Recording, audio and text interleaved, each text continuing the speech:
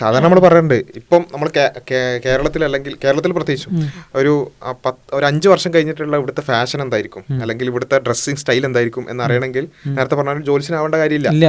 യൂറോപ്പിലേക്ക് ഒരു 5 വർഷം മുമ്പ് എന്തായിരുന്നു നോക്കിയാൽ ഇവിടെ ഒരു 10 വർഷത്തെ ഒരു ഏകദേശം ഒരു 20 വർഷമായിരുന്നു. ഇപ്പം ഭയങ്കര കുറച്ചും കൂടി ആഗോളവൽക്കരണം എന്നൊക്കെ നടന്നുകൊണ്ട് അതിങ്ങനെ ഗ്യാപ്പ് കുറഞ്ഞു ചവച്ചു തുപ്പും ഇവിടുന്ന് ഏറ്റെടുക്കും. ഇതാണ് സംഭവിക്കുന്നത്. ഇപ്പൊ ഇത് ഈ പറഞ്ഞ നാസ്തികതയുടെ കാര്യത്തിലാണെങ്കിലും നവനാസ്തികതയുടെ കാര്യത്തിലാണെങ്കിലും ഒക്കെ ഇതാണ് സംഭവിച്ചുകൊണ്ടിരിക്കുന്നത്.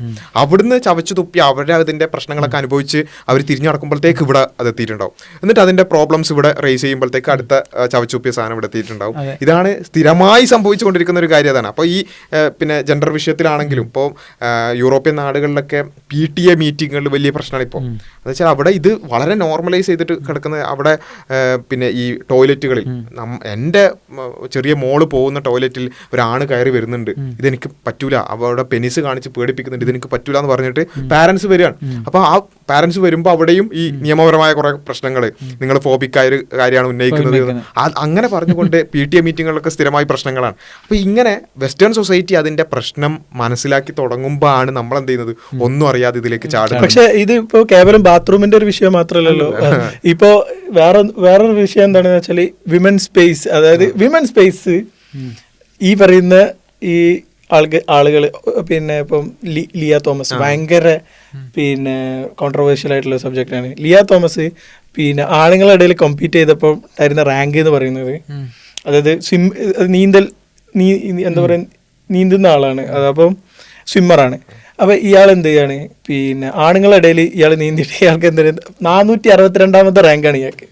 എന്നിട്ട് ഇയാൾ പിന്നെ എന്ത് ചെയ്തു, ഈ ഹോർമോൺ കുറേ ആളുടെ സർജറി ഒക്കെ ചെയ്ത് ഇയാളൊരു പിന്നെ സ്ത്രീയായി ഐഡന്റിഫൈ ചെയ്ത് മത്സരിച്ചു, സ്ത്രീകളുടെ ഇനത്തിൽ മത്സരിച്ചു.